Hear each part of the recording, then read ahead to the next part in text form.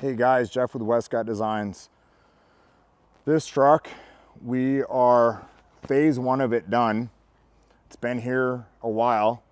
As you can see, I'll go over it with you, but there's a lot of stuff we've done to this truck. It's getting a camper put on it. It had the deck system in the back here. You can see it over the top here, but we're not going to use the deck system moving forward. Not that there's anything wrong with it, it's just in the way we're gonna outfit this truck, we've decided to go a different route. So it's got a little B's front bumper on it. I would say after everything's installed in it, it looks super clean with all the different lighting, and you can see it lights up like a Christmas tree when all these lights are going. We did a lot of lighting. He wanted a lot of lighting because he gets out and does a lot of trails and a lot of dark places. And he really wanted to be able to light up the sides and then also down the trail as well. This is one of Baja Designs light setups here. You can see all the lights on the front of this are Baja Designs. It's got the Factor 55 front mount here. We're also going to remove the Warren here and do the Factor 55 that matches with that as well. We're waiting for that to come in. The only thing I can tell you that I don't like on the whole fitment with, and it's not the bumper, it's the fender flares here. These TRD Pro fender flares, you can see right here the little notch. So we're gonna make a little insert that actually fits in there to clean that up instead of it looking like it's missing something. We're gonna make a little machined part that fits in there. We're gonna powder coat it black just to clean up the look. But little things like that, we try to think about things and how we can fix them, or you can't really cut it up any higher because then it would look funny. So we decided we'll make an insert that slips in there and hooks into place, because I'm sure that somebody else has had the same problem. Our ditch light brackets, these are our ditch light brackets we talk about, and if you look here, they're super secure, but it's because it's not only got a bracket going across here and down, it also has a gusset across the back here that goes all the way down to where it fastens to the hood. And the reason why is just it gives it twice as much strength. And so when you've got lights projecting way out in front of you, and some of the lights that are GPS, it really keeps the lights from flickering, or you see them rattling, or the light beam rattling, and so we don't want that. So, and then we'll step into the fender here. Our body mount chop here in the back. Took about an inch off the frame horn here to clear for these 37s. Back here, we pin the liner back here to get the liner away from the tire at full steering lock.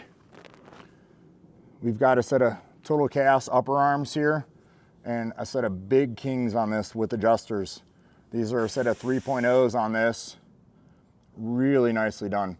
But he wanted to go all out with this. He did not want to cut any corners and wanted to do the big shocks front and rear on this. And then at the upper arm there, and then down here, we've got the Total Chaos lower arms in this truck.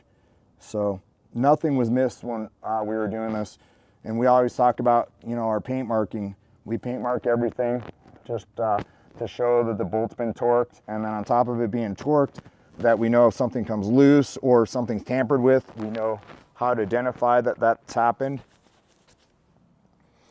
We talk about our rock sliders all the time, just the craftsmanship that we take in building these. You can see right here, they're all radiused up here in the front to match the contour of the lower moldings here, or lower garnishment. These sliders are TIG welded sliders. You can kind of see the welds in them, kind of not, just because they're so tight. They're hard to see where the dimes have been laid. These are our 0 degree DOM TIG direct bolt on. Someone just asked me about the sliders and said, hey, do you have to drill any holes?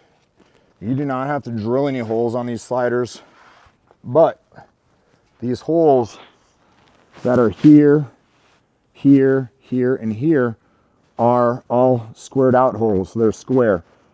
So basically what you have to do is you have to open up the hole to make it round. So it's the same size hole, it's just taking the corners and knocking them off when you're with the drill bit to get them to fit. And then you can see we did skid plates on this as well. These are RCI skid plates, really nicely done. They fit good. And then we've got them up in front here. There is not one here for the transmission. This is kind of the case right here. Doesn't have one. It's got the little factory one that's on the bottom of it. But you can see the heavy duty hardware on all of our slider stuff here. And you can see back here, set at Total Chaos, lower trailing arms. And you can see the big King 3.0s in the back here. We'll get up and look at those.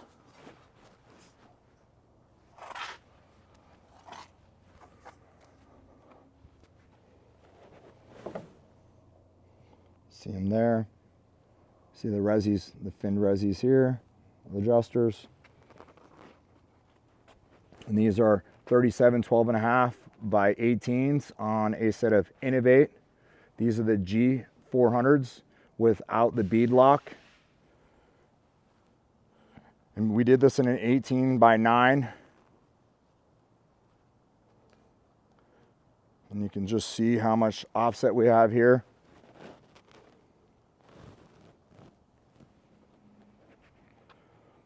So, you know, depending on how much poke you're looking for, you can see this, it just sticks out just past with the sidewall treads, past the fender flares. Now these fender flares on the Pros do stick out a little bit farther. That's kind of why they had to have side markers on them, because the regulation at the width with the flares puts it over that mark.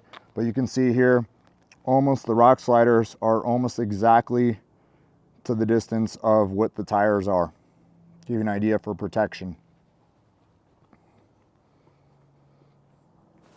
This truck has been all wrapped in satin finish. So just a beautiful look on this.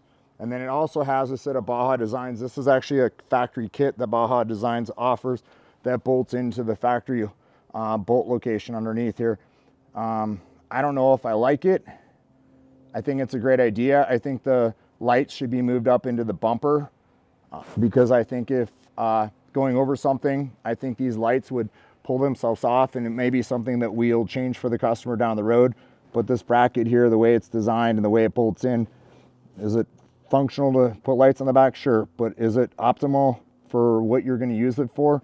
Kind of depending on how much you're going to off-road. If you're not going to off-road at all and you just want to blast the dude behind you, great. But I think that the lights should be located up in here or out in here somewhere and get rid of here, because going through something, it's definitely going to catch those lights and rip one of those off. So really nicely done how this all came out. It's got Switch Pro in the dash.